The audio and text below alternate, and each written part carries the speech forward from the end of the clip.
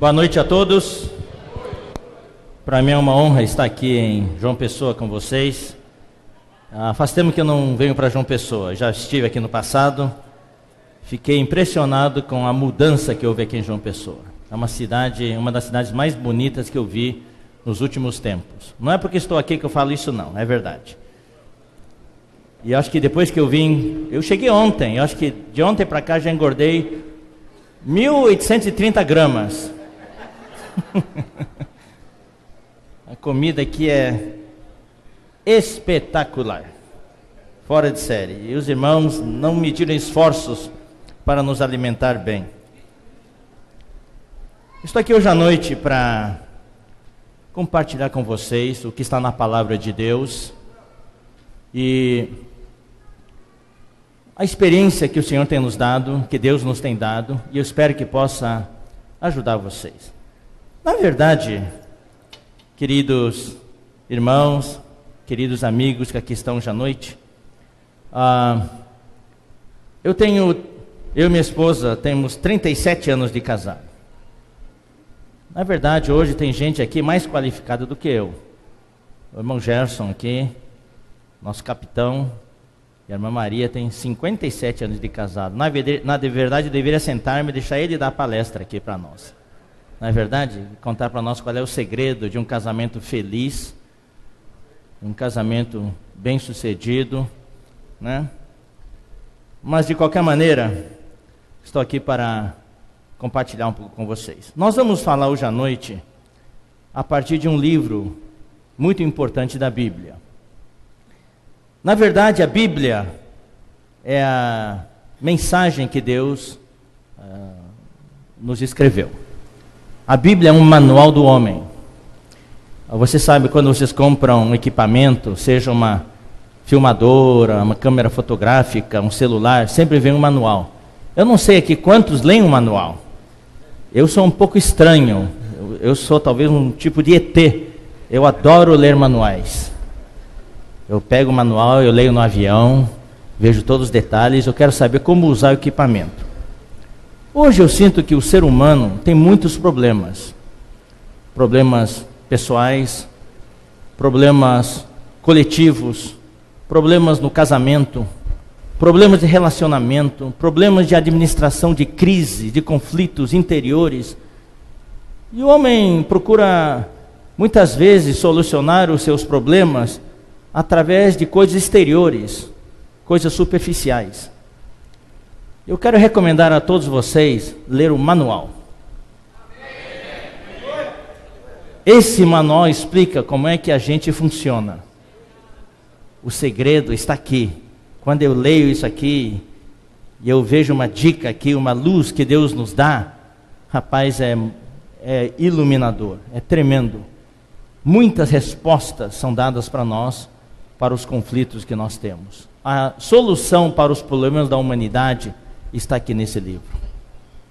Eu aprecio também os livros de autoajuda que existem. São muito bons para a nossa vida, no aspecto humano, e pode nos ajudar. Mas o melhor livro que pode nos ajudar é a Bíblia, é a palavra de Deus.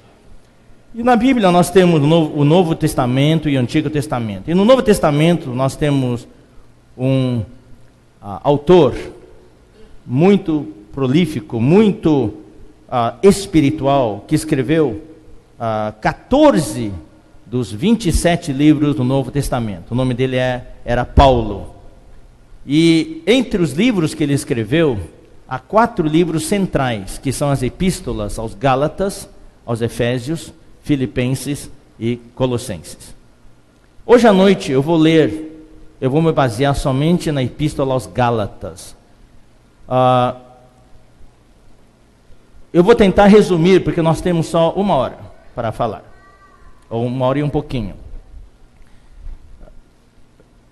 Então nós não podemos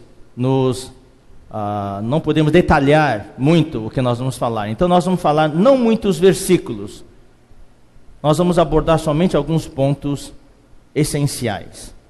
O livro de Gálatas, na verdade, todos os livros da Bíblia, especialmente os do Novo Testamento, nos dão muitas orientações para o nosso casamento.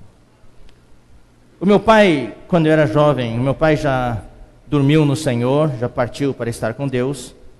Ele era um homem extraordinário. Nos ensinou a todos nós somos em 4 irmãos, nos deu a orientação espiritual, nos deu a educação humana, nos ensinou a ser seres humanos. E quando éramos jovens, ele orou muito por nós. E ele nos orientou dizendo que tem 2 coisas na nossa vida pelas quais nós devemos orar muito para que Deus nos ajude a escolher corretamente. O primeiro item é a nossa profissão. Esses 2 itens que eu vou mencionar têm a ver com a nossa realização pessoal. Você sabe, o ser humano tem uma necessidade muito grande de realização pessoal. Isso traz felicidade para o homem. Quando o homem se sente útil, o homem se sente querido, o homem se sente parte de algo, e isso traz uma realização, e essa realização traz uma felicidade para o homem. Eu quero dizer para vocês que a felicidade existe. Existe. E a Bíblia está cheia de princípios. Os princípios são como, por exemplo, existe hoje o princípio da gravidade, ou também é conhecido como a lei da gravidade. São leis que estão aí e sempre funcionam. Se eu jogar esse relógio para o ar, sempre vai cair. Eu atiro o relógio para o ar 1000 vezes, vai cair 1000 vezes. Eu atiro para o ar 1 milhão de vezes, vai cair 1 milhão de vezes. Não vai acontecer que na 1000ª vez o relógio de repente para no meio do ar. Não, vai sempre cair. É o princípio da gravidade. Nós temos o princípio de Bernoulli. Quem estudou física no colégio, não colou, mas estudou, sabe por que um avião consegue decolar? Por causa do formato da asa. E o formato da asa é projetado de acordo com o princípio dos fluidos, o princípio de Bernoulli. Por causa de um formato, quando aquele formato passa no meio de um fluido, nesse caso é o ar. Então há uma pressão contrária de um lado para o outro. E aquela pressão, por causa da velocidade do ar, ali na borda da asa, com velocidades diferentes, a parte de cima é maior, a parte de baixo é uma distância menor, e por causa disso, há uma pressão que é exercida de baixo para cima, e essa pressão é o que levanta o avião, mas o avião tem que atingir certa velocidade, para que a pressão vezes a área da asa seja igual ao peso do avião, e quando a velocidade passa um pouquinho, então a pressão de baixo faz uma força maior que o peso do avião e o avião decola. Funciona todas as vezes. É por isso que você pode pegar um avião, se o avião tiver boa manutenção, chegando a certa velocidade, o avião decola. É o princípio de Bernoulli. A Bíblia está cheia de princípios divinos que funcionam toda vez que você aplicá-las. O grande problema do homem hoje é que ele desconhece os princípios espirituais divinos que estão na Bíblia.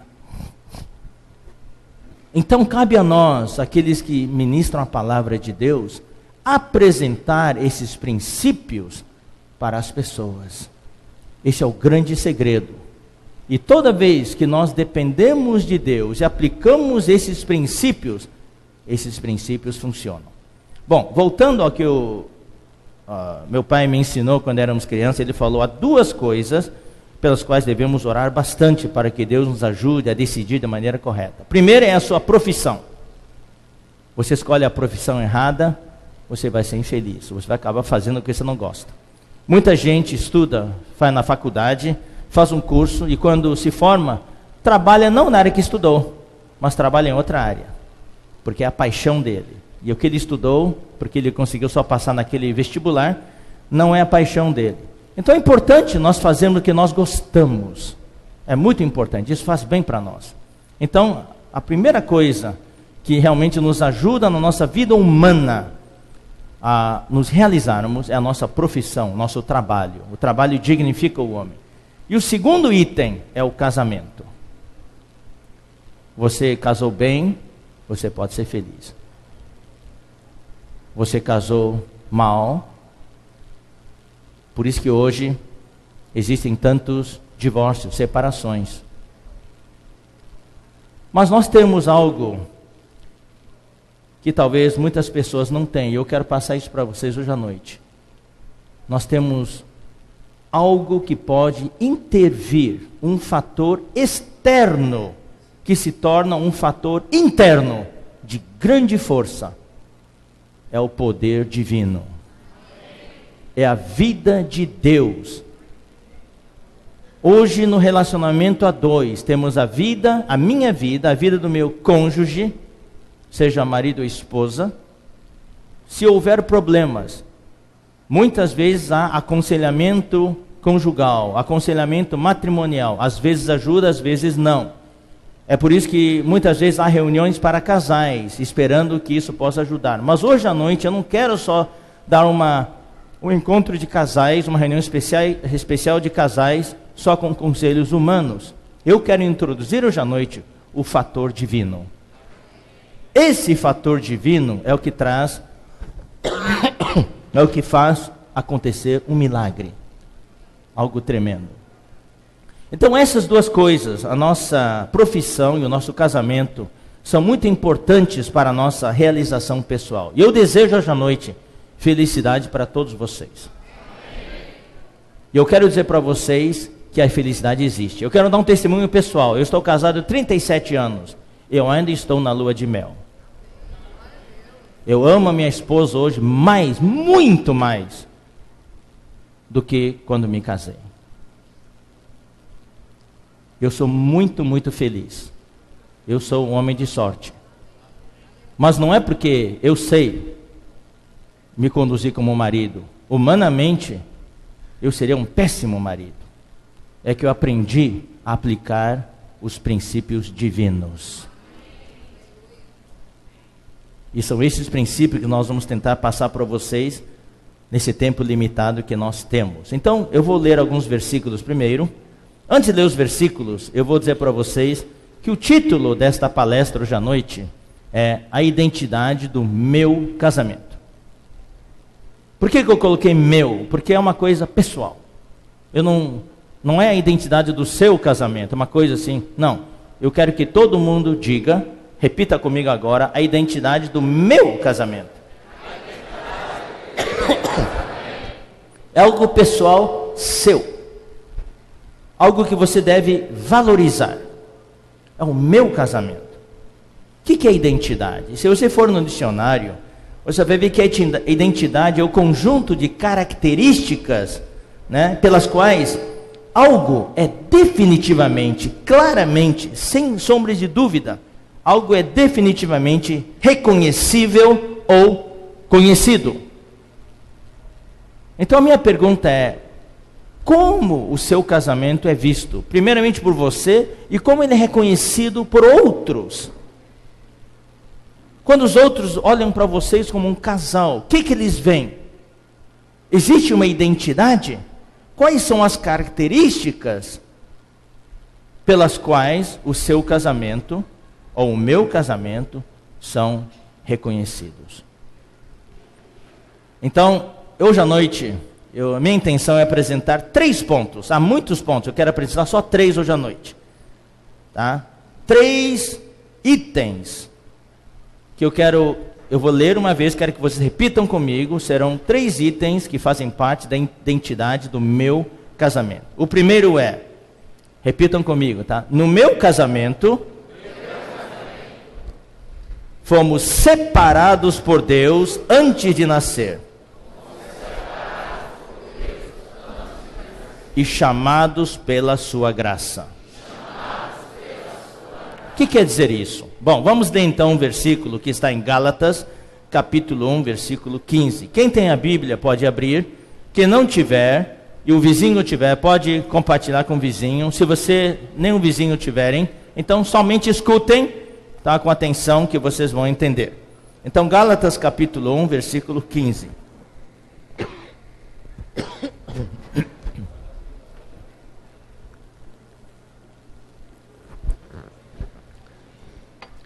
Esse versículo diz: Quando, porém, ao que me separou antes de eu nascer e me chamou pela sua graça. Nós fomos separados por Deus antes de nascer. Quer você esteja consciente disso ou não, esse é um fato, a Bíblia afirma isso. E Ele nos chamou pela sua graça. Então o que eu quero passar para todos nós hoje à noite é que os queridos casais que aqui estão hoje à noite, vocês não estão juntos por acaso. Existe aí a mão de Deus. Deus separou cada um de vocês antes de vocês nascerem. E no tempo, naquele ano, naquele mês, naquele dia, vocês se encontraram. Vocês foram chamados por Deus. Quer vocês estivessem na vida da igreja, ou estivessem convertidos ou não, fossem cristãos ou não, a questão é que vocês estão aqui hoje à noite. Deus nos separou antes de nascer e nos chamou pela sua graça.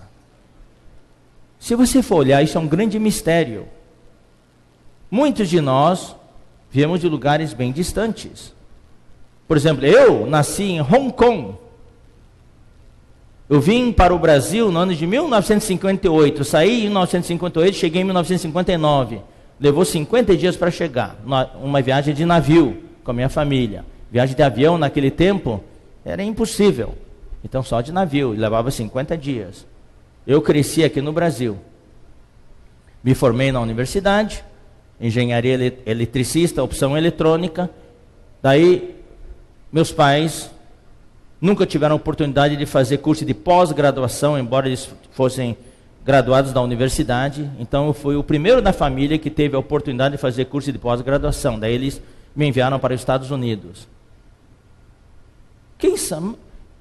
Eu não sabia que a minha esposa estaria lá me esperando. A minha esposa nasceu nos Estados Unidos, filho de pai chinês, nascido na Guiânia, e foi fazer medicina nos Estados Unidos, e a mãe dela, minha sogra, nasceu no Havaí. E os dois se encontraram nos Estados Unidos, casaram, e daí nasceu minha esposa.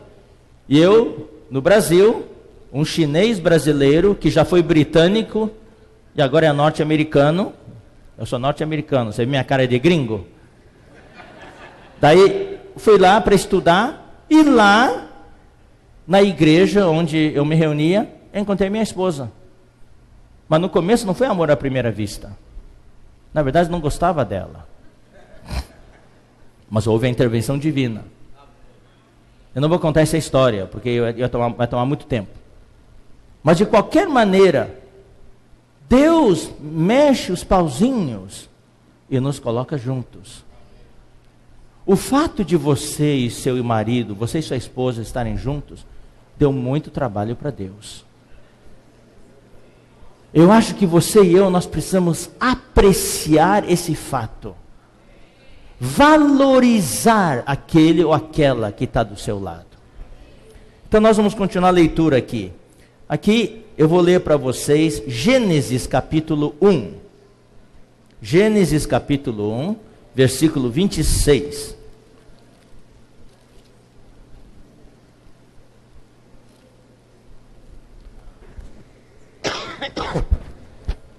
Também disse Deus: façamos o homem à nossa imagem, conforme a nossa semelhança. Tenha ele domínio sobre os peixes do mar, sobre as aves dos céus, sobre os animais domésticos, sobre toda a terra e sobre todos os répteis que rastejam pela terra. Daí o versículo 27 dá alguns detalhes. Criou Deus, pois, o homem à sua imagem. A imagem de Deus o criou. Aí vem o detalhe: homem e mulher os criou. Foi Deus quem planejou, quem criou e inventou o casamento.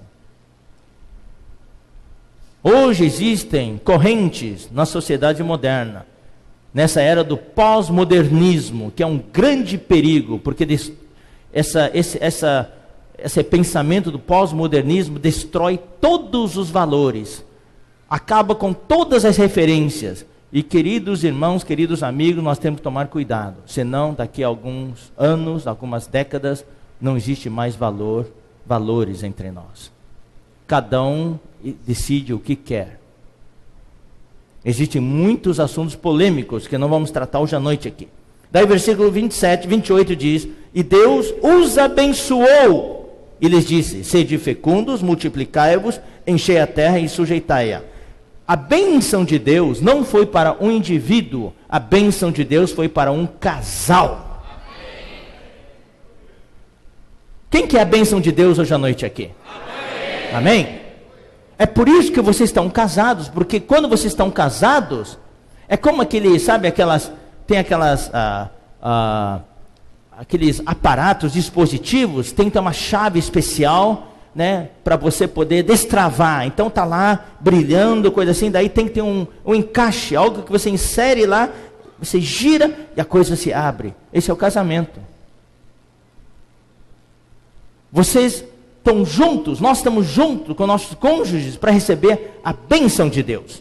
Agora vamos ler o capítulo 2, versículo 18. Capítulo 2, versículo 18. Disse mais o Senhor Deus: não é bom que o homem esteja só. Far-lhe-ei uma auxiliadora que lhe seja idônea.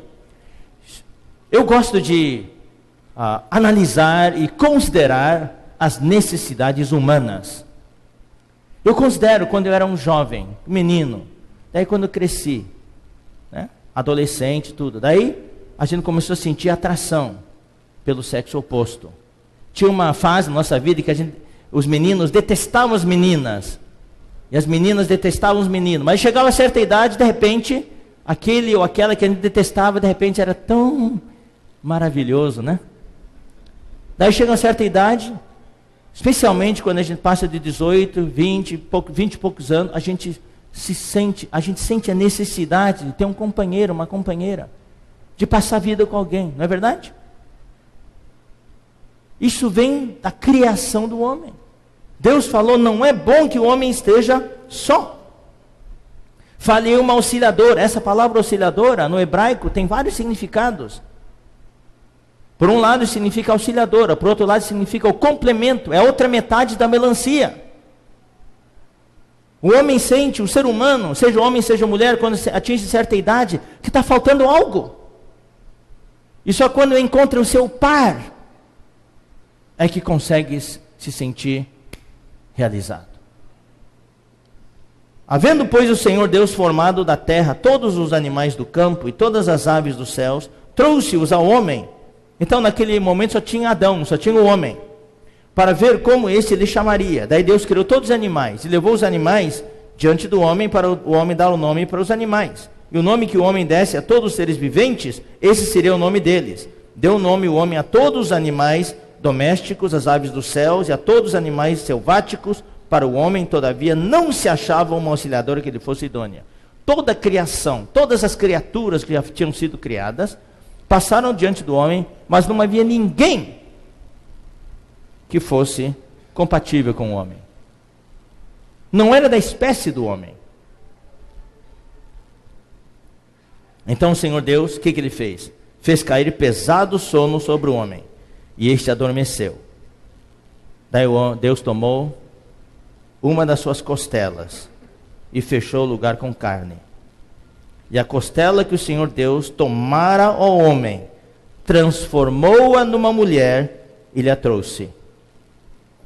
Daí disse o homem, quando trouxe a mulher que Deus criou para o homem, daí o homem disse: esta, afinal, ou seja, agora sim, é osso dos meus ossos e carne da minha carne. Chamar-se-á varoa, porque do varão foi tomada. Por isso deixará o homem pai e mãe e se une à sua mulher, tornando-se os dois uma só carne. Esta pequena passagem é tremenda. Eu só vou descrever um pouco para mostrar para vocês, irmãos, a maravilha que é a palavra de Deus. A nossa referência é a palavra de Deus. E nós cremos que as coisas aconteceram exatamente como estão escritas aqui. Mas com um significado espiritual. Com um princípio espiritual. Adão aqui, no sentido profético. Todas as escrituras também têm um sentido profético. Adão aqui, no sentido profético, representa a Jesus Cristo. E a mulher que foi criada a partir da costela, que foi tirada de Adão, essa mulher representa a igreja. Agora eu quero que vocês, recentemente nós tivemos a Páscoa. E o que se celebra na Páscoa? A ressurreição de Jesus. E na sexta-feira da paixão, que é o feriado que se chama, celebra o dia em que Jesus morreu. Bom, quando Jesus morreu, você sabe, Jesus foi representado por Adão aqui. O que aconteceu com ele? Quando Jesus expirou, depois de ter permanecido na cruz por 6 horas, quando ele expirou, nas primeiras 3 horas ele foi julgado pelos homens, nas últimas 3 horas ele foi julgado por Deus. Daí no final ele clamou: Deus meu, por que me desamparaste? Naquele momento Jesus Cristo estava carregando sobre ele todos os nossos pecados. E Deus o abandonou, porque Deus é santo e não pode contatar o pecado. Jesus, por nossa causa, carregou sobre ele todos os nossos pecados. Dos homens que viveram antes dele, dos homens que viveram no tempo dele, e de todos aqueles que viveriam depois dele, incluindo os nossos. Daí no final, ele falou: tenho sede. Daí um soldado embebeu uma esponja com vinagre, porque o vinagre era para poder aliviar a dor. Daí deu para ele beber. Depois que Jesus bebeu o vinagre, ele entregou o Espírito, dizendo: Pai, nas tuas mãos entrego o meu Espírito. E dele expirou e morreu. Essa morte dele é representada pelo sono de Adão. Adão dormiu. Na verdade, nós pensamos que mataram a Jesus. Não, Jesus não foi morto. Ele entregou a vida dele por nós. A prova é que os ladrões, os 2 ladrões que estavam do lado dele ainda estavam vivos. Então Jesus voluntariamente entregou a vida dele por nós. Depois que ele morreu, o que aconteceu? Daí vieram os soldados romanos para quebrar as pernas dos ladrões, para eles morrerem mais cedo, para não ficar na cruz, a pedido dos judeus, para não ficarem na cruz durante o sábado, que era um feriado religioso dos judeus. E quando foram quebrar as pernas de Jesus, viram que Jesus já tinha morrido. Olha só como a Bíblia é coerente. Daí um soldado pegou uma lança, eu acho que não sei porque ficou com raiva, acho que porque não pôde quebrar as pernas de Jesus, que Jesus já tinha morrido, pegou uma lança e abriu o lado de Jesus, exatamente onde estão as costelas. E a Bíblia fala que do lado dele saiu sangue e água. Sangue, não, é o sangue do Cordeiro de Deus, que é para trazer o perdão para os nossos pecados. E a água, você sabe, a água é vida.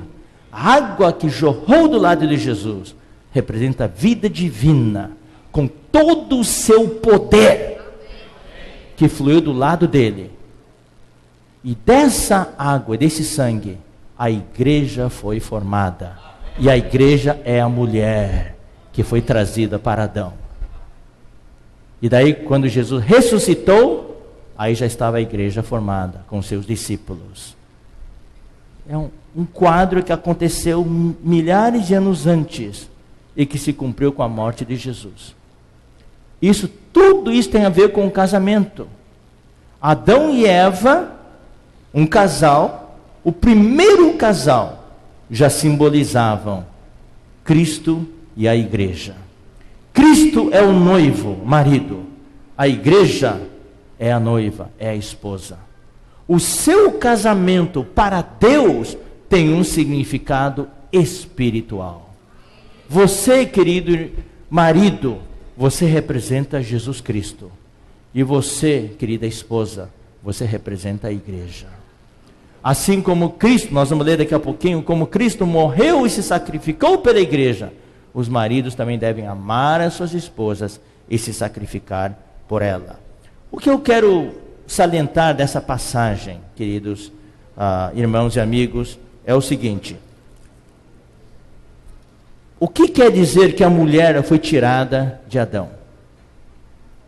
Isso quer dizer que a origem da mulher foi o homem.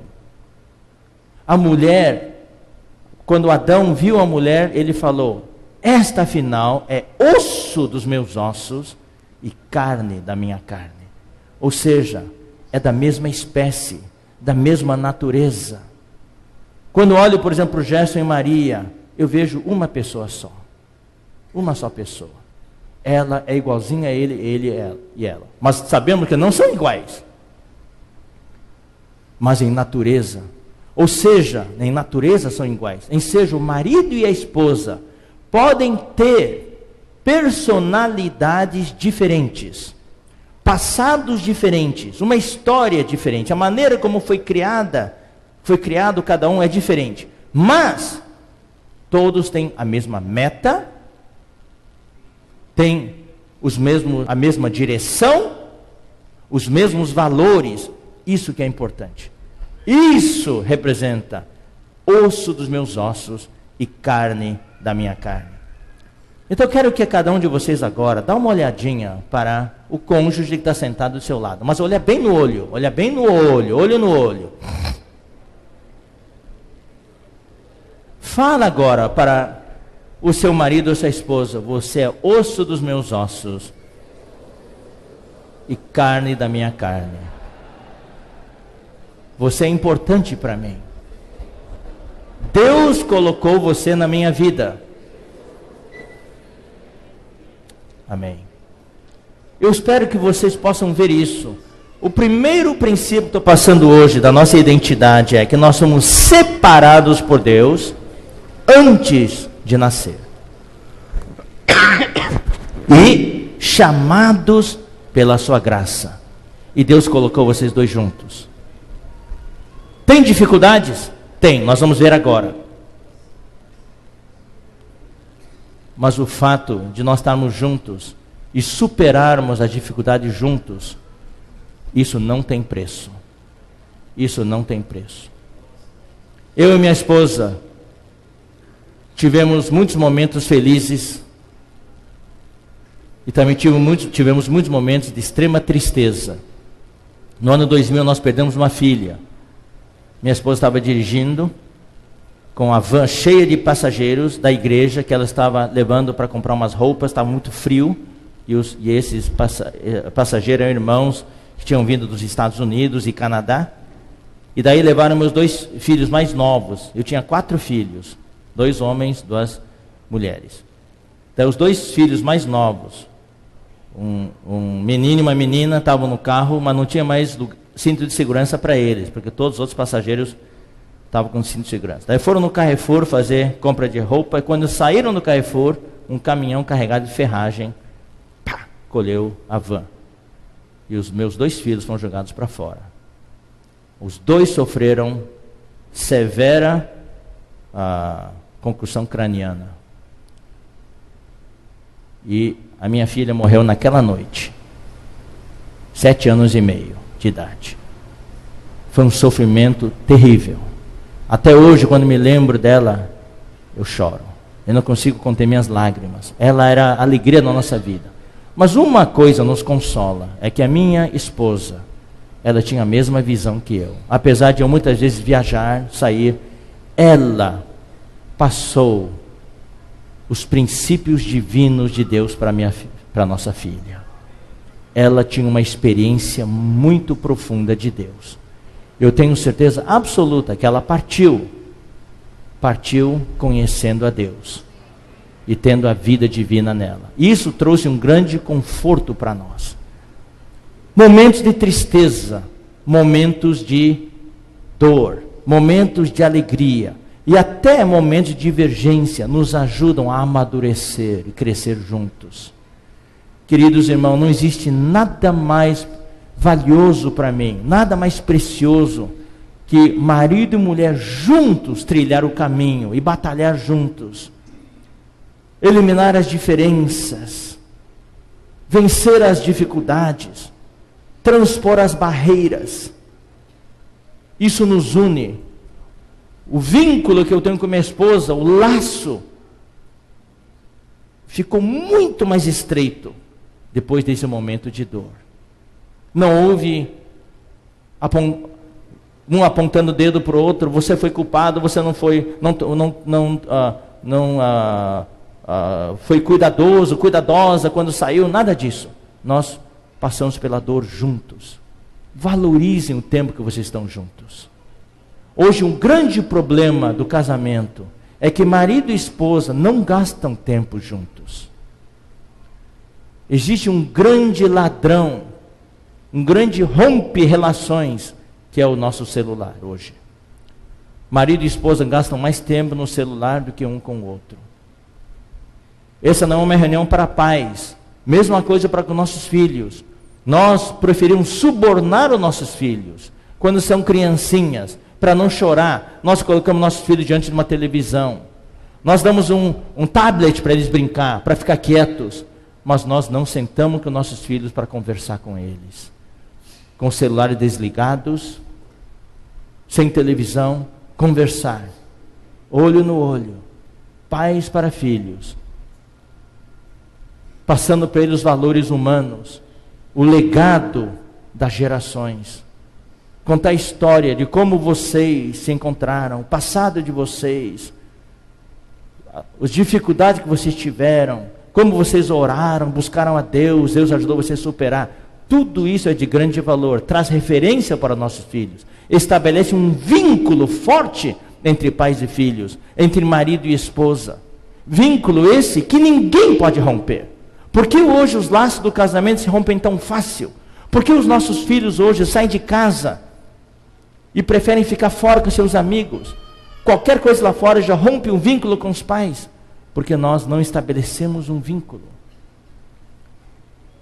Hoje o que mais falta no casamento é valorizar o fato de que nós somos separados por Deus, nós estamos separados, fomos separados por Deus antes de nós nascermos, e um dia Deus nos uniu no tempo, e nós somos chamados pela sua graça. Hoje estamos juntos, e precisamos construir uma vida juntos. Entra a rotina, antes de casar, quando era namorado, sempre queria estar juntos, quando era noivo também. Agora, depois de casados, entra a rotina, não há a manutenção do casamento, e o que acontece? Com o tempo o casamento envelhece, não existe um diálogo, e só cuidamos das coisas rotineiras, lavar roupa, comer juntos, e a marido lê o jornal, a esposa fica fazendo suas coisas, e quando estão sentados na sala, cada um com seu celular. Não existe o diálogo. E qualquer coisa, qualquer estresse, qualquer problema de ordem financeira ou emocional, já traz brigas no casamento. Mas eu acho que aqui na Paraíba, João Pessoa, os casais não brigam, né? Talvez seja coisa só de São Paulo.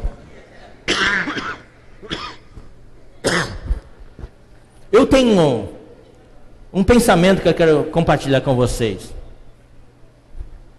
Antes de casar, ou recém-casados, ou quando estavam noivos, era um casal de pombinhos, mãos dadas, passeando, ali, todo mundo, olha que gracinha, aqueles pombinhos ali, passeando lá.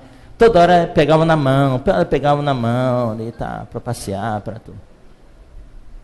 Depois de vários anos de casados, não vemos mais marido e mulher pegando na mão. Eles só pegam no pé um do outro. Querem um segredo? Parem de pegar no pé e comecem a pegar na mão de novo. Peguem na mão do seu cônjuge para orar. Sente-se na sala depois de um jantar. Desliga a televisão, desliga o celular. Pega na mão da sua esposa ou marido e conversem. Muitas vezes o marido tem pressão, tem estresse no trabalho. Abre o coração para sua esposa. Querida, eu preciso da sua oração, preciso do seu apoio. Está difícil no trabalho, não estou aguentando mais. Muitas vezes o marido não conversa, daí descarrega em cima da esposa. E as coisas em casa também não são fáceis. Tem vários filhos ali. E o trabalho de uma mãe não é fácil. E às vezes a mãe, além de cuidar dos filhos, tem que trabalhar lá fora ainda. Então, valorizem, vamos valorizar. Depois que nós perdemos nossa filha, eu aprendi a valorizar mais as pessoas com quem eu convivo. Eu nunca beijava meu pai e minha mãe antes. Eu tinha vergonha. Nunca tinha falado para eles: eu te amo, papai, e dá um beijo nele. Eu te amo, mamãe, e dá um beijo nele. Depois que perdi minha filha, eu percebi o quanto as pessoas que estão à nossa volta são preciosas. E muitas vezes nós só valorizamos as coisas quando nós perdemos as coisas. Ou perdemos alguém. Daí vai chorar lá no cemitério. Daí não adianta mais. Talvez alguns aqui já estão numa situação bastante difícil. O casamento já está bastante, como é que eu vou dizer? Está bastante desgastado. E já estão a ponto de separar-se. Toda vez que estão em reunião de casais, sempre há casais nessa situação. Valorizem. Valorizem aquele que Deus te deu. É o melhor que tem. Aceite isso de Deus. Cultive o amor. O nosso problema é que nós não cultivamos o amor. Eu gosto de ilustrar o amor no casamento como uma plantinha. Uma plantinha. A plantinha, para poder crescer, você tem que regar, tem que cuidar. Tá certo? Tem que cuidar, tem que regar.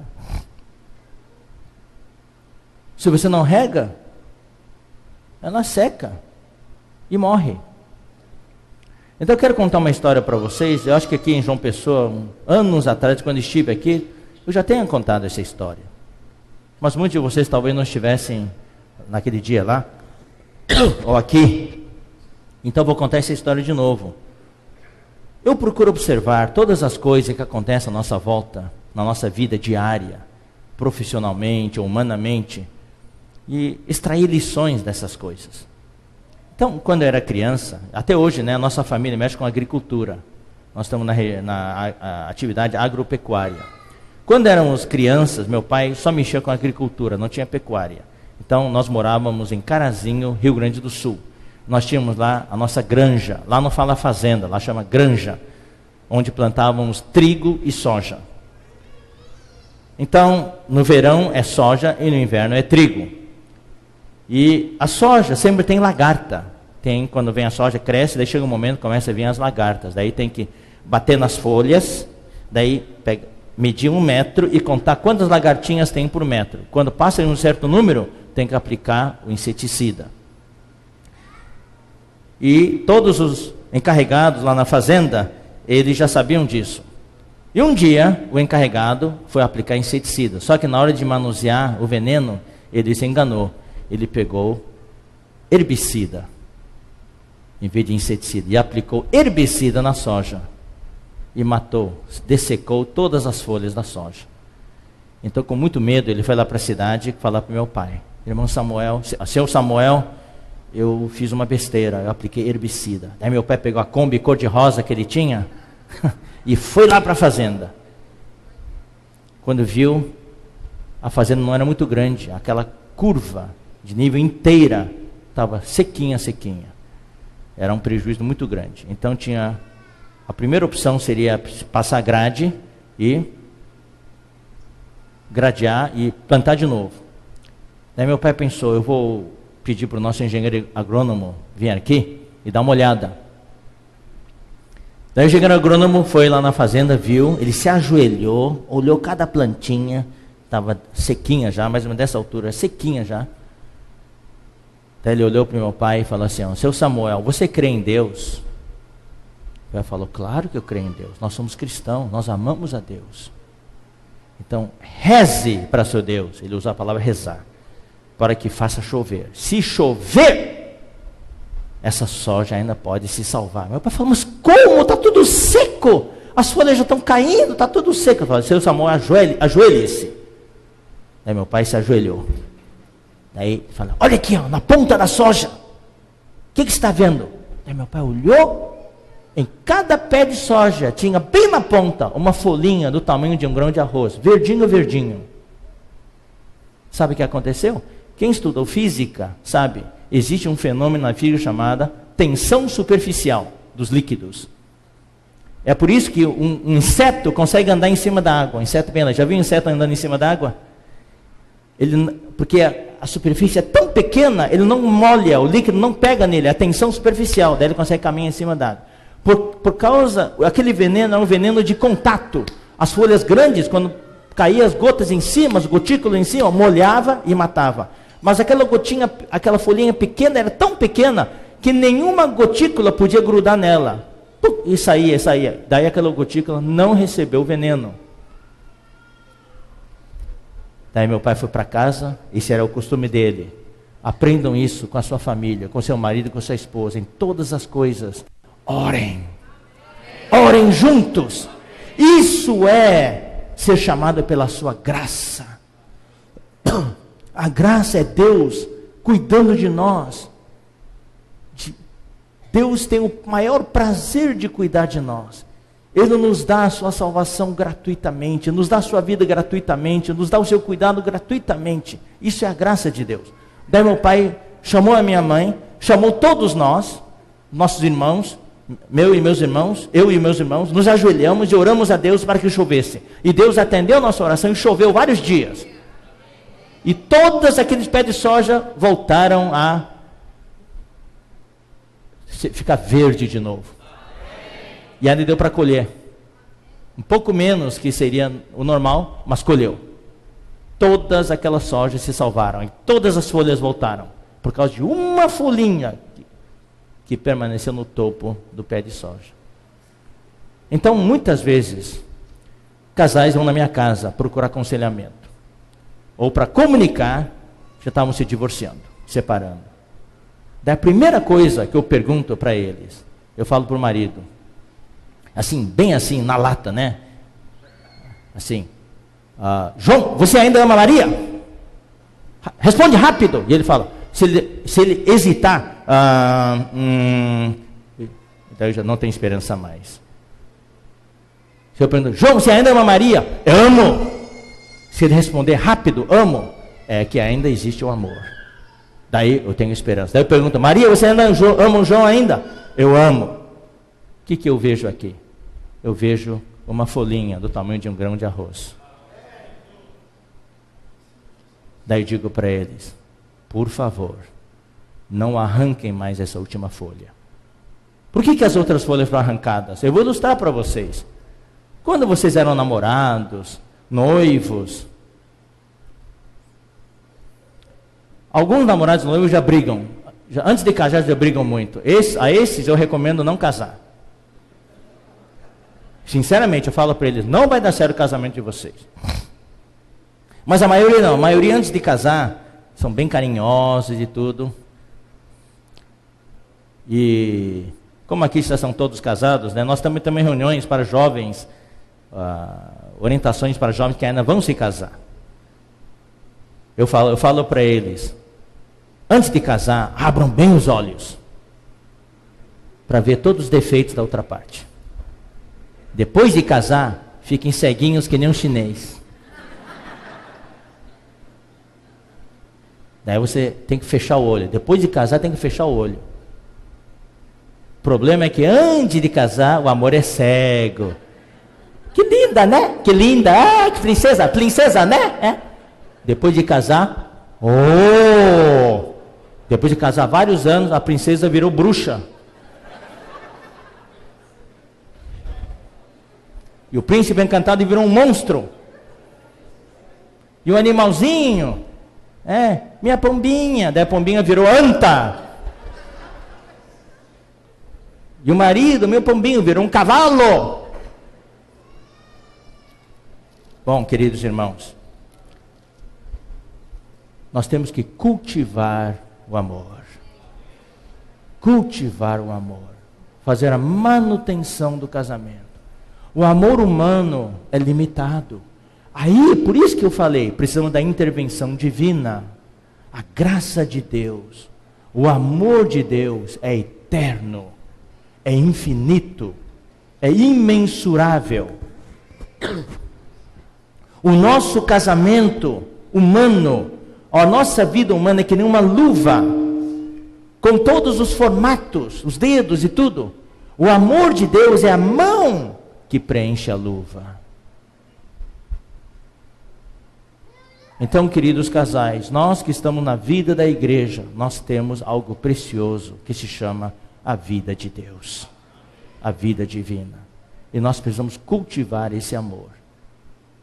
Então, para aqueles casais que diziam, eu te amo, eu ainda amo minha esposa, então eu levava eles a orar e aconselhar. E vários deles hoje estão muito felizes, estão tendo um casamento muito feliz. A planta voltou a brotar de novo. O que acontece é que no tempo de noivo e tudo, daí o namorado ou o noivo vê na noiva uma folha cheia de poeira, daí fala assim, querida, olha aqui, um momentinho, daí pega a garrafinha assim, te borrifa aqui, deixa eu tirar essa poeira, está limpinha agora, viu essa folha, tá? Daí a esposa, ou a noiva, vendo o noivo, uma lagarta, tem uma lagarta aqui, deixa eu tirar essa lagarta, senão vai comer a folha, tira a lagarta. Joga no chão e mata. Mas depois da rotina de casados, tudo, sua folha está empoeirada, arranca. Olha uma lagarta na sua planta aqui, arranca. E toda vez que briga, arrancando a folha um do outro. Daqui a pouco a planta está peladinha. Não sei porquê, está peladinha a planta, porque arrancou tudo. Então, queridos irmãos, queridos amigos, nós temos que ter uma atitude consciente. Se você valoriza o seu cônjuge, você não vai mais arrancar a folha dele ou dela. Você tem que cuidar o que é seu. O seu marido é seu. A sua esposa é sua. Cuide bem do que é seu. Cuide bem daquele que Deus lhe deu. Segundo princípio, vamos avançar. Repita comigo. O meu casamento é segundo a graça e não segundo a lei. Então, para entender isso, vamos ler alguns versículos. Vamos ler Gálatas 1:6.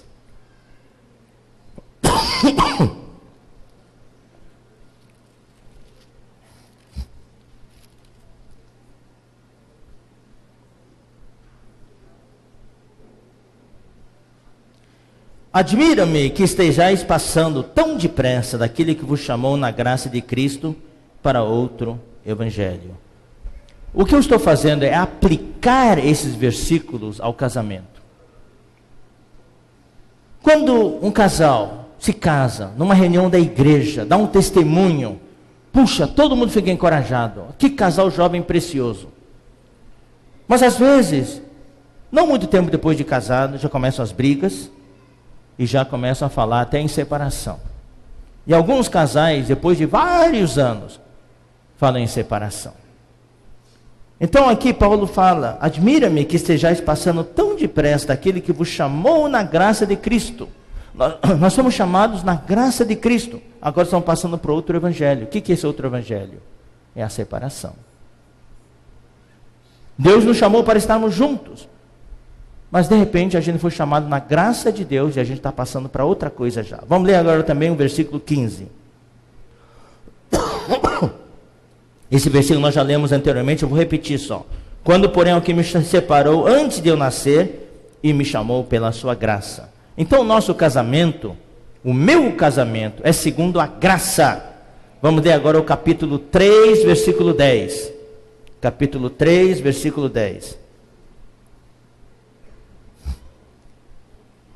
Todos quantos, pois, são das obras da lei, estão debaixo de maldição. Porque está escrito, maldito todo aquele que não permanece em todas as coisas escritas no livro da lei para praticá-las. Então vou repetir só a primeira parte. Todos quantos, pois, são das obras da lei, estão debaixo de maldição. Vamos ler o versículo 13. Cristo nos resgatou da maldição da lei, fazendo-se Ele próprio maldição em nosso lugar. Até aí. Graça e lei. Esse era o problema que estava na igreja em Gálatas. Eles foram chamados na graça de Deus, daí vieram pessoas de fora para interferir na igreja, estavam impondo sobre eles a lei. A lei do Antigo Testamento, a lei de Moisés. Como vamos aplicar isso ao nosso casamento? A graça é representada pelo amor. Então, no começo da vida de casado, existe um amor. E o amor supera todas as dificuldades. O amor realmente é cego. Quando temos o amor, nós não vemos o defeito dos outros. Mas quando o amor acaba, os defeitos começam a aparecer. Porque quanto mais tempo um casal que não cultiva o casamento, quanto mais tempo eles convivem, mais defeitos descobrem um no outro. Porque o amor está acabando. A Bíblia fala em 1 Pedro, o amor cobre multidão de pecados. Ou, interpretando, o amor cobre multidão de falhas. Quando temos o amor, não vemos falhas. Quantas vezes você vê, quando tem um tipo de rebelião numa penitenciária, e se queimam colchões, e daí se mata alguns prisioneiros lá dentro e tudo, e as mães, sabe que seus filhos estão lá, as mães ficam tudo lá fora de plantão, né? O meu filho está lá dentro, daí vem um entrevistador, meu filho é um santo. O filho que está na prisão matou muita gente, mas para a mãe, ele é um santo. Por quê? Por causa do amor que ela sente por ele. Então o amor cobre todas as falhas. O que é a lei no casamento? Agora eu vou aplicar no casamento. A lei no casamento, irmãos, vem da seguinte maneira. Todos nós fomos criados de certa maneira. O marido foi criado na sua família, foi criado de certo jeito, com a sua cultura, com seus hábitos, da maneira como seus pais o criaram. E se são de países diferentes, raças diferentes, isso se acentua mais. A cultura chinesa, a cultura americana, a cultura francesa, tudo, isso se acentua mais ainda. Além das diferenças, da maneira como a gente foi criado, tem ainda as diferenças culturais. Então, quando se casam, tudo bem. No começo tem bastante amor e essas coisas não aparecem. Mas com o tempo, o que aparece? Com o tempo, o marido começa a exigir da esposa o jeito dele. E a esposa começa a cobrar do marido o que ela quer que seja feito do jeito dela. Então existem frases assim: na minha casa papai não fazia assim. Daí o marido fala: na minha casa a mamãe não cozinhava desse jeito. O que está acontecendo aí? Com o tempo, o marido forma a sua religião na família. Ele cria uma religião sua, e a esposa cria a sua religião. E agora temos duas religiões na família.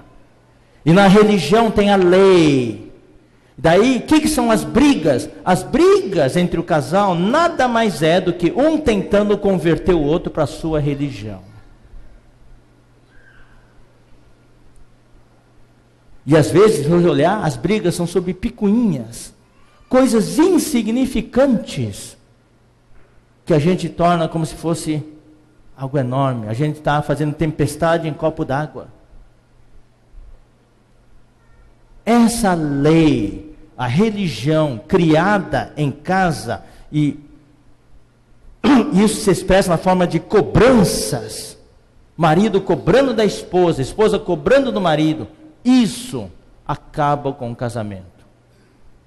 Essa é a lei que destrói o casamento. Por isso, a identidade. No meu casamento, o meu casamento é segundo a graça e não segundo a lei. Segundo a lei, não há perdão. só há cobrança. Quando é segundo a graça, existe a tolerância, a aceitação e existe o perdão. Uma das coisas que cura o casamento é o perdão. Uma das coisas que cura o casamento é a humildade. O que é humildade? Humildade é reconhecer que talvez, tá?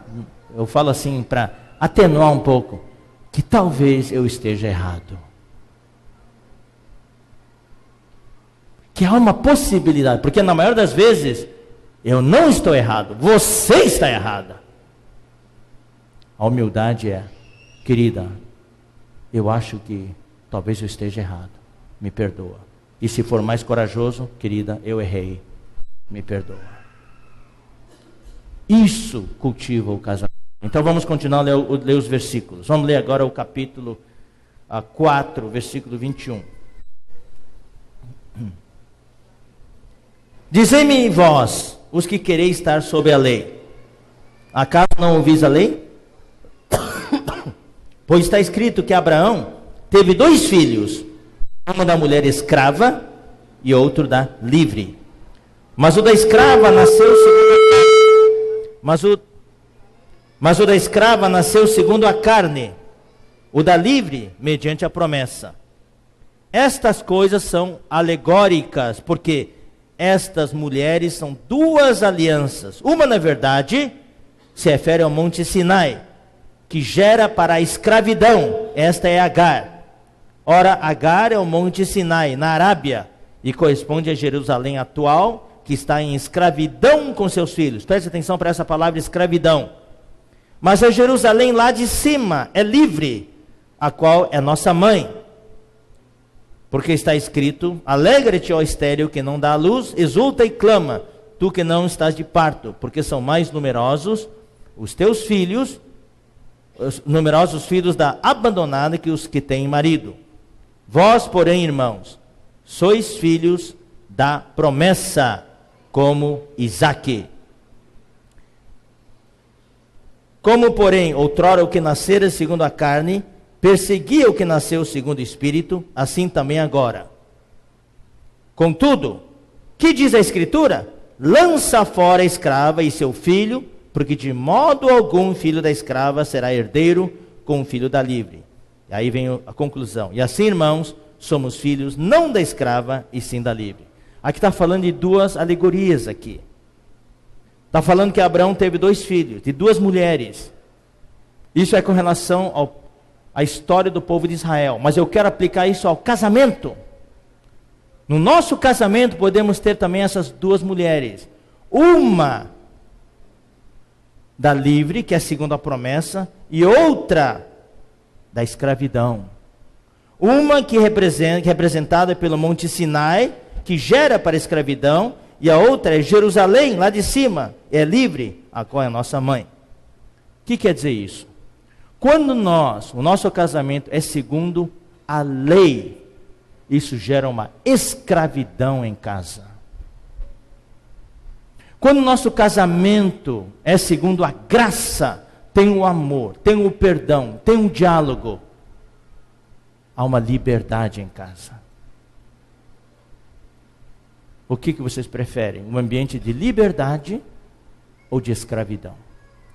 Quando há cobranças, tanto do marido como da esposa, quando o nosso casamento é segundo a lei, segundo a religião que cada um criou, nós geramos um ambiente que o marido se sente escravo e a esposa se sente escrava.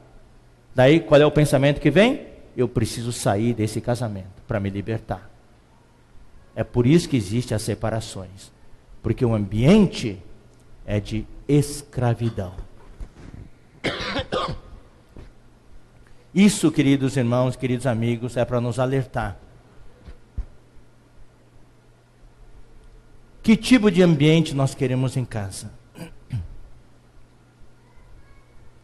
Que tipo de casamento, que tipo de identidade nós queremos? Segundo a graça ou segundo a lei? Pense um pouquinho agora, considera um pouco. a experiência de cada um de vocês. As brigas que tem havido. As discussões. Não é porque nós queremos impor a lei. No diálogo está a graça. Mas quando há cobrança, isso é a lei.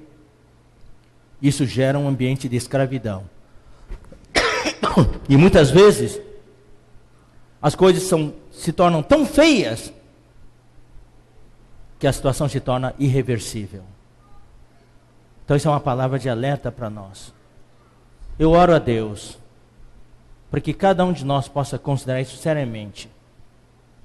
E reconsiderar os nossos caminhos, para que no seu lar haja um ambiente de liberdade, de graça, e não de escravidão. Porque aqui fala, como nós lemos antes, o ambiente da lei traz maldição. E o ambiente de escravidão traz separação. Vamos continuar no capítulo 1, versículo 1. Para a liberdade foi que Cristo nos libertou. Permanecei, pois, firmes, e não vos submetais de novo a jugo de escravidão. O casamento de vocês, Deus colocou vocês juntos para vocês dois serem livres para desfrutar Deus juntos e buscarem a meta que Deus deu para vocês juntos. Versículo 4. De Cristo vos desligastes, vós que procurais justificar-vos na graça, na lei, da graça decaístes. Quando a gente procura praticar a lei e justificar-se na lei, nós caímos da graça. Vamos ler agora o versículo 13 a 15. 13 a 15. Porque vós, irmãos, fostes chamados à liberdade, porém não useis da liberdade para dar ocasião à carne, sede antes servos uns dos outros pelo amor. Aí vem uma palavra muito importante, servos uns dos outros. Isso é muito bonito. O marido está aqui para servir a sua esposa, e a esposa para servir o marido. Um servindo ao outro, um apoiando o outro, um consolando o outro, um encorajando ao outro.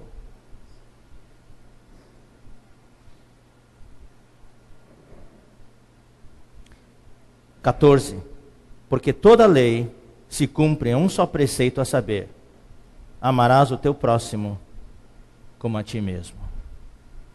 Na vida de casados, queridos irmãos, queridos amigos, quem é o teu próximo? Quem é o teu próximo? O seu cônjuge. Vamos amar o nosso cônjuge como a nós mesmos. Daí vem o 15, que é uma advertência. Se vós, porém, vos mordeis uns aos outros, vos mordeis e devorais uns aos outros, vede que não sejais mutuamente destruídos. Eu vou dizer uma coisa, queridos irmãos, um conselho. Aqueles que brigam muito em casa, essas brigas vão destruir o seu casamento e destruir a vida dos seus filhos. Quando os pais brigam muito em casa, os filhos se sentem extremamente inseguros. Eles procuram não voltar para casa. Eles procuram ficar na rua. Quanto mais na rua, melhor. Daí só voltam para casa quando realmente não tem mais como ficar na rua. E eles vão procurar segurança fora de casa. Então, quando nós realmente nos mordemos e nos devoramos uns aos outros, o que vai acontecer? Marido e esposa vão se destruir mutuamente e vão acabar também destruindo a sua família. Vamos agora ler Efésios 2. Isso que eu vou ler para vocês agora está em Efésios, tá? Não está em Gálatas, mas é algo muito profundo. É a conclusão que eu quero dar para essa questão dessa identidade do nosso casamento, que é segundo a graça e não segundo a lei. Versículo 14 diz: porque Ele, que é Cristo, é a nossa paz. Queridos irmãos, queridos amigos, tem algo que eu valorizo demais e que hoje faz falta no mundo é paz. O ambiente de paz no seu lar é inestimável, não tem preço. Lutem para que haja paz no seu lar, porque Ele, e essa paz aí que está, se for no nossa constituição natural, nossa maneira de ser, não vai ter paz. É por isso que eu falei no começo desta reunião da intervenção divina. Ele é a nossa paz. A paz entre os povos não vai haver. Sempre um país vai querer derrubar outro país e assim por diante. Só quando estamos focados em Cristo vai ter paz. Mesmo uma igreja tem as suas lideranças, se não estiverem focados em Cristo, mesmo na igreja só vai ter brigas, não vai ter paz. Quanto mais no lar. Quando falamos que o meu lar, o meu casamento é segundo a graça, isso quer dizer que tem o Cristo como foco, Cristo como centro, e Ele é a nossa paz, o qual de ambos fez um. Aqui está falando de dois povos, os judeus e os gentios, os gregos. Mas eu quero aplicar esse versículo hoje à noite para o casal, o qual de ambos, marido e esposa, Ele é a nossa paz, Cristo, o qual do marido e da esposa fez um.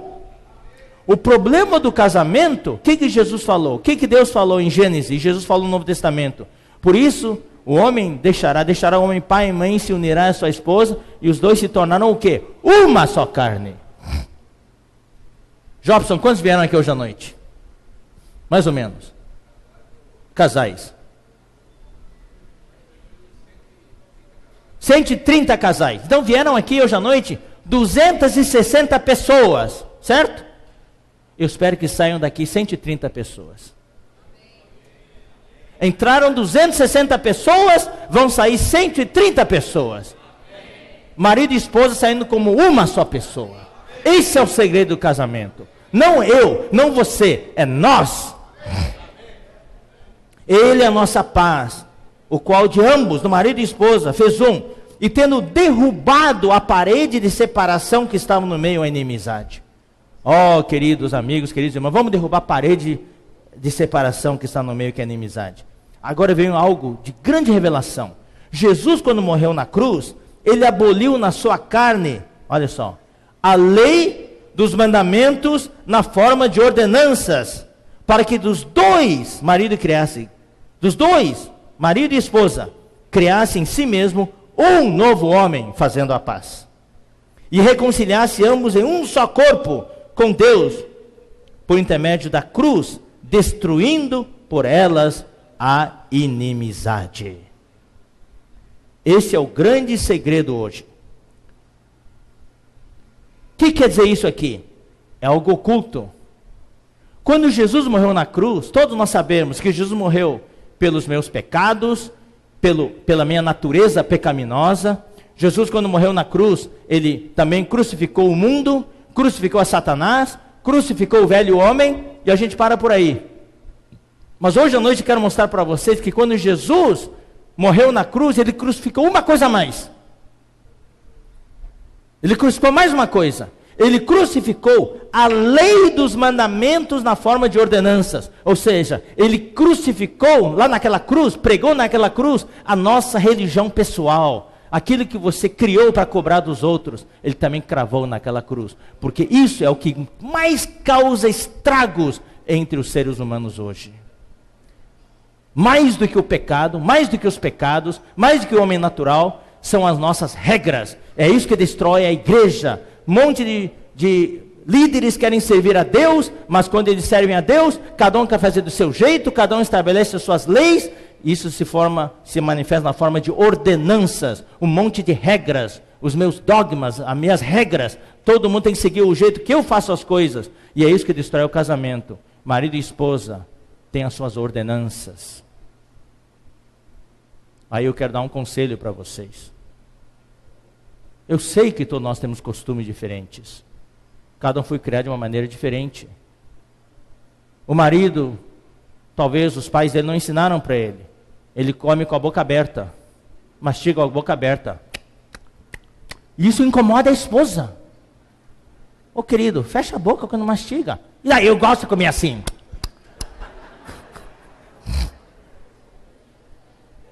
Pronto, daí a esposa não aguenta. Fecha a boca, homem! Eu quero comer do jeito que eu quero. Pronto, começou a brigar. Pronto. Daí o marido tem as suas ordenanças. Eu quero ter liberdade. O pessoal lá dos nutricionistas fala que quando come com a boca aberta, tem mais sabor a comida. E é verdade, experimentem comer com a boca aberta, tem mais sabor. E a esposa tem a sua religião, as suas ordenanças. Isso não são modos, isso é contra a etiqueta. Eu tenho vergonha de você quando como com meus amigos lá fora, no restaurante. Está todo mundo aí, você lá na mesa. Eu sinto vergonha de você, de ser sua esposa. Pronto, começou a brigar.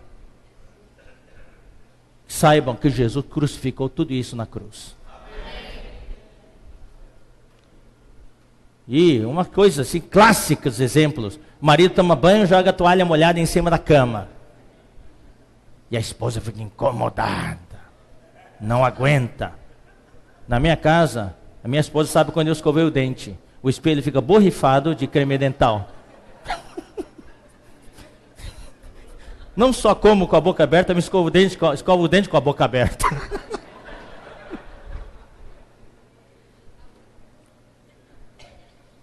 E quando eu abro uma gaveta, eu não fecho. Então, o Ezra passou por aqui, como é que sabe? As gavetas estão tudo abertas. Então, eu quero dar um conselho. Nós somos adultos. Você ama o seu marido? Ama a sua esposa? Você quer separação? Quer destruir o seu casamento?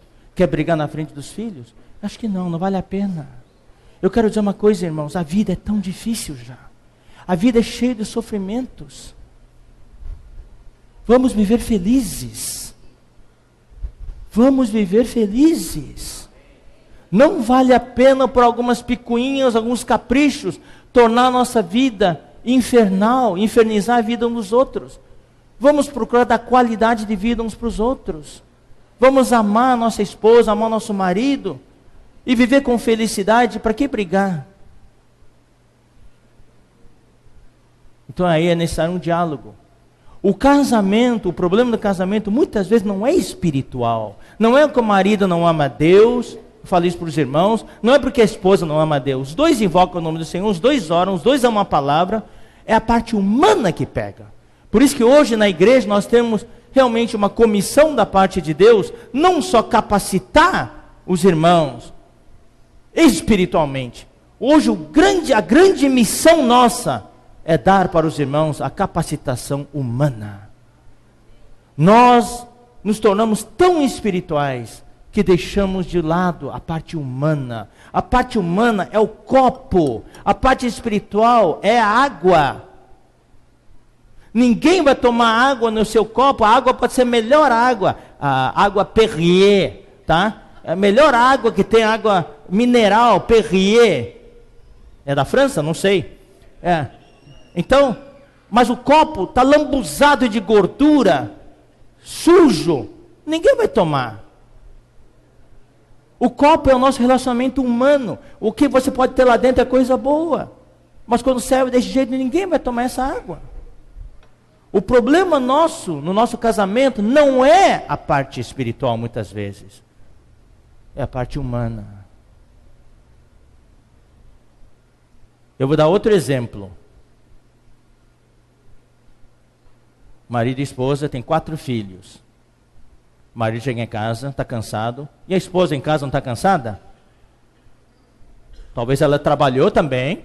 Chegou em casa um pouquinho mais cedo, fazia comida, de noite tem reunião. E o marido chega em casa, se atira no sofá, começa a assistir noticiário lá. Ô querida, hoje à noite tem reunião 7h30, tá? Não quero chegar atrasado, a gente sempre chega atrasado, viu? Hoje à noite quero chegar cedo. Tá. Daí, a esposa está lá preparando a comida, os filhos tudo gritando lá, chorando lá, e o marido assistindo televisão. Tá.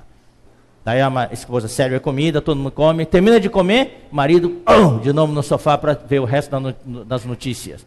E a esposa tem que arrumar tudo, guardar tudo na geladeira, lavar a louça, e ainda tem que pôr a roupa nos filhos. E quando termina tudo, já são 7h40. Daí eles vão para a reunião. E o marido, atrasado de novo, eu falei, sempre atrasado, não tem jeito mesmo. E a esposa lá, ó. Daí chega na reunião. Daí naquela noite na reunião, o irmão Gerson dá uma mensagem maravilhosa. Todo mundo foi tocado, comovido às lágrimas. Daí o marido ficou muito tocado, chega em casa, querida, que palavra.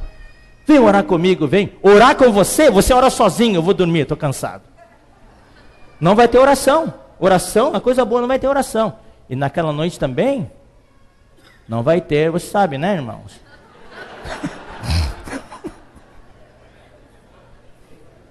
E se esse desgaste vai indo dia após dia, vai abrindo brechas para o inimigo de Deus entrar e acabar com o casamento.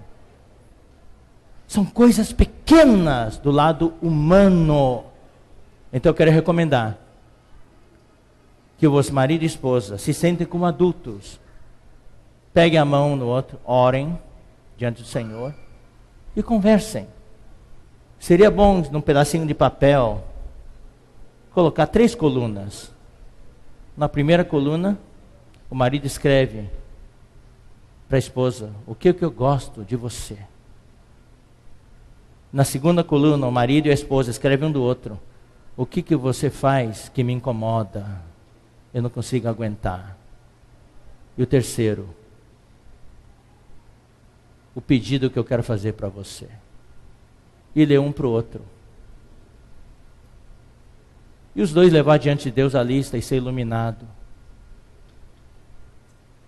E se sacrificar. O que é o amor? Deus não chamou o homem para ir para o céu. Vocês pecadores vêm até aqui que eu vou salvar vocês. Não. Deus desceu do céu até a terra. Ele veio até a terra ao nosso encontro para nos resgatar. Isso é amor. O amor envolve sacrifício. Envolve sacrifício.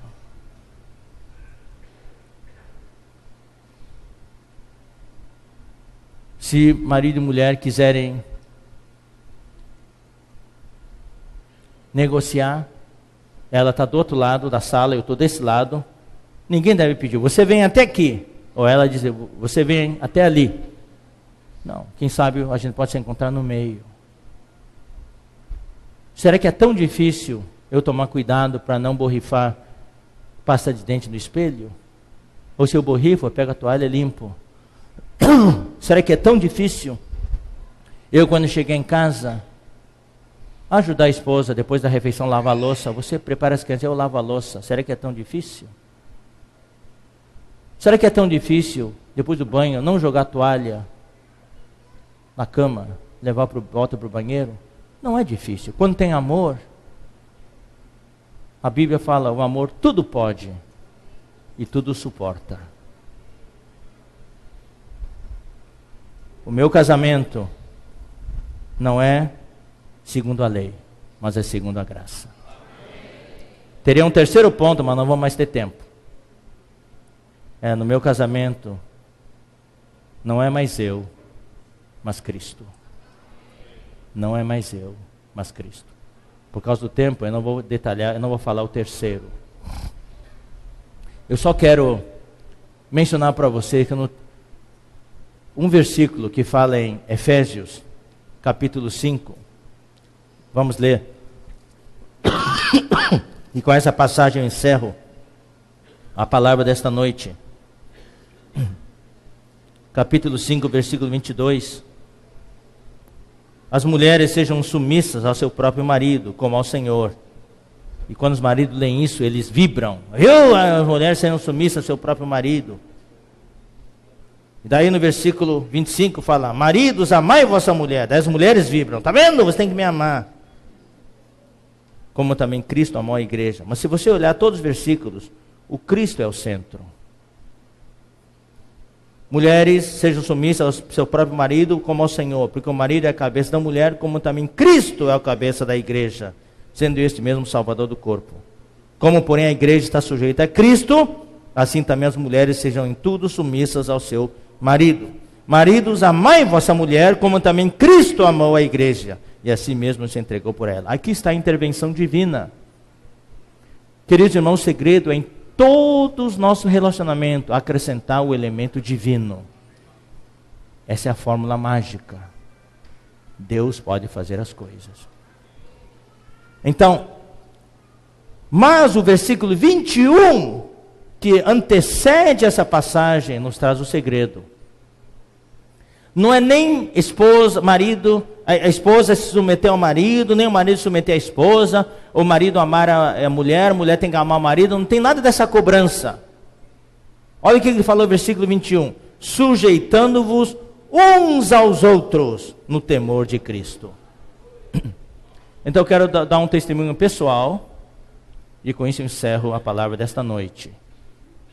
Se é pela lei, a Bíblia fala que a mulher tem que ser submissa ao marido. Então eu que mando aqui. Não, isso é lei. Isso é cobrança. O que é graça? A graça é sujeitando-vos uns aos outros. A liderança também existe no lar. Existe a liderança política, existe a liderança espiritual na igreja. E a propósito, a liderança espiritual na igreja não é vitalícia. Depende da condição espiritual do líder. No mundo, pode ser por posição, pelo voto. Numa empresa também. E quando o povo sente que o presidente ou a presidente não está em condições de governar um país, daí entra o processo de impeachment.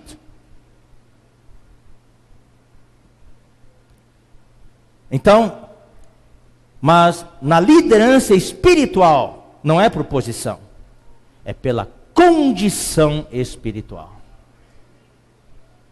Se você está bem com Deus, daí você pode continuar na liderança. Mas se você estiver numa situação, numa relação com Deus que é problemática, então você deve ceder o espaço para outro tomar a frente. Na família a mesma coisa. Numa família normal, numa situação normal, o marido é o líder. A Bíblia estabelece isso. O marido é a cabeça da mulher, Cristo é a cabeça do homem e Deus é a cabeça de Cristo. Mas às vezes o marido, a condição espiritual do marido, o marido está passando por uma situação difícil. A condição espiritual do marido não está boa. Nesse caso, a esposa deve tomar a frente para salvar a família, salvar os filhos. Então vou dar um testemunho pessoal meu. Algumas vezes na nossa vida de casados, eu pessoalmente passei por situações muito difíceis, de crise, conflito pessoal. Alguma coisa que surgiu, ou seja na igreja ou no trabalho, eu entrei em conflito pessoal. E a minha situação espiritual baixou de nível. Para os irmãos que entendem esse termo, né, nem invocar o nome do Senhor eu não conseguia mais invocar. Eu estava passando pelo vale da sombra da morte. Aí minha esposa, eu dou graças a Deus pela minha esposa. Daí ela assumiu a liderança do lar. E ela vinha para a minha sala e falou: Esdras, você não pode continuar desse jeito. O que está acontecendo com você?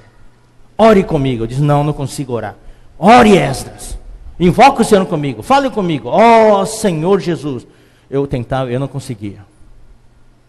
Mas ela não perdeu a esperança. Continuou lá, por 1 hora, até que eu consegui. De uma maneira bem baixinha. Ó Senhor Jesus.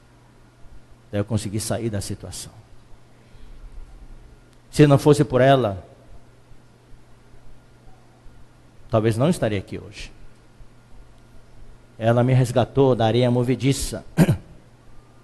Então não é uma questão da lei. Quem está à frente, quem não está à frente. É pela graça.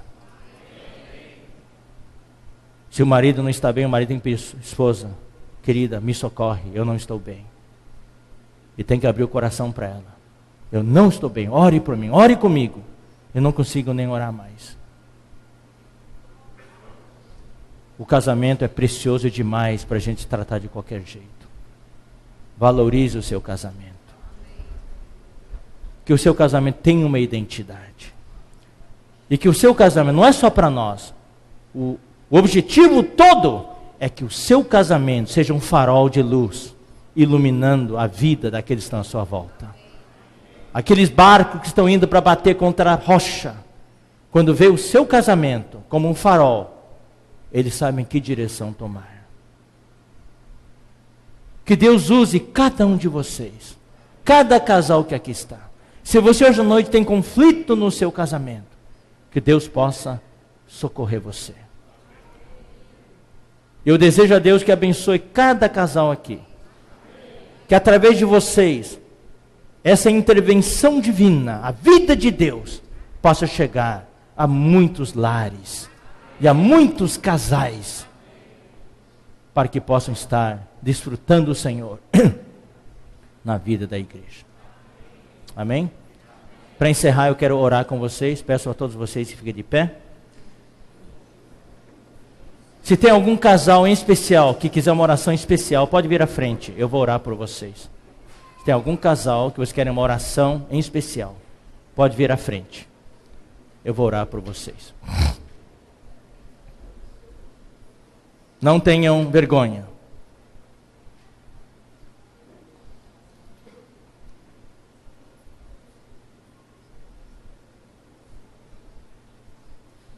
Ninguém? Então, vamos ficar no nosso lugar mesmo. Vamos baixar nossas cabeças.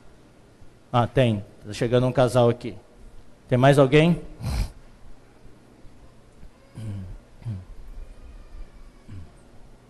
Amém?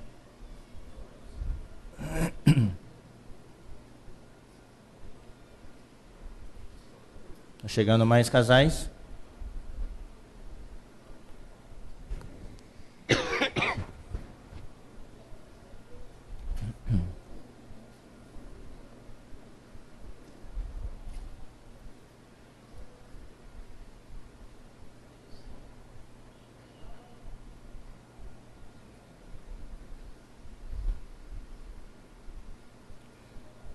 Então, vamos orar. Senhor nosso Deus, hoje à noite, com humildade, nos prostramos diante de Ti. Nos humilhamos diante de Ti. Te agradecemos, porque Tu nos separaste antes de nós nascermos, e Tu nos chamaste pela Tua graça. Mas perdoa-nos, Senhor, que muitas vezes por não ter a visão, não ter entendimento, não ter clareza, muitas vezes nós não valorizamos o casamento que Tu nos deste. Perdoa-nos, Senhor. Nós não soubemos administrar o nosso relacionamento. E muitas vezes nós criamos uma lei nossa. Cobramos nosso cônjuge, criamos uma religião própria e tornamos nosso casamento algo segundo a lei e não segundo a Tua graça. Perdoa-nos, Senhor. Nesta noite nós queremos orar por todos os casais que aqui estão, especialmente por aqueles que estão aqui à frente. Senhor, Tu sabes a situação de cada casal. Senhor, onde o amor se está esgotando, pedimos que Tu possas derramar abundantemente o amor de Deus nesses casamentos, saturando esses casamentos com o amor divino, o amor que não acaba. Onde houve ofensas e não há poder para perdão, Tu possas fortalecer, dar poder para os nossos amados irmãos, para poder perdoar. Ó Senhor, onde já a situação se tornou insuportável, Tu possas, Senhor, entrar e abrir os olhos aos nossos irmãos queridos, para ver quão precioso ou preciosa é o cônjuge que Tu deste a cada um. Senhor, cura as feridas. Senhor, traz o perdão, traz o encorajamento, Faz brotar as folhas outra vez. Não permitas que a última folha seja arrancada. Ó Senhor, que o teu amor possa crescer cada vez mais. Renova o casamento dos nossos amados irmãos. Que eles possam ver que eles aqui representam a Ti e a igreja. Usa-os. Usa esses casais que aqui estão para serem úteis a Ti. Todos que estão neste salão, aqueles que estão aqui na frente, Senhor Jesus, que eles possam ser felizes no seu casamento, sentir-se realizados. Ó Senhor, amar a companhia um do outro. Senhor, renovar o amor. Obrigado, Senhor. E possam ser também esses faróis para iluminar a vida de outros casais, serem um fator de bênção, para que todos que vierem em contato com eles, Senhor, eles possam tocar a Tua vida. Ouve a nossa oração. Usa os nossos irmãos. Usa os casais que aqui estão, para a glória do Teu nome. Que a Tua graça possa superabundar.